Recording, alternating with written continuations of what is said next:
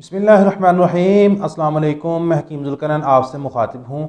आज आपके लिए बहुत ही ज़बरदस्त मैं इमसाकी नुस्खा लेके आया हूँ। सिर्फ एक चीज़ है और एक चीज़ आपने कैप्सूल में भर के इस्तेमाल करनी है और बेहतरीन इमसाकी कैप्सूल आपके तैयार हो जाएंगे। पहले फ़वाइद सुन लें। फ़वाइद की अगर बात करें तो ये एहतलाम, जरियान, सूरत इंज़ाल और इसके अलावा जितने भी मसाइल हैं कमी मनी के साथ या जब मादा पतला हो जाता है, बिल्कुल पानी की तरह पतला मादा हो जाता है, जो मसले मसाइल आपको पेश आते हैं ये उनका बेहतरीन हल है।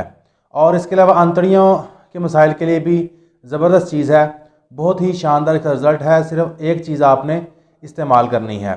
तो वो कौन सी एक चीज़ है? उसका नाम है छिलका इसबगोल। ठीक है, इंडिया का आपने छिलका इसबगोल लेना है और बिल्कुल सफ़ेद कलर का हो, फ्रेश बेहतरीन ले लें और आप 500 मिलीग्राम के कैप्सूल भर लें।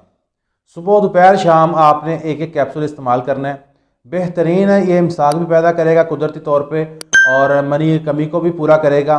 और जितने भी मसाइल हैं जो कमी मनी की वजह से होते हैं, ज़ोफ़ेवा वगैरह, उसका भी बेहतरीन इलाज है।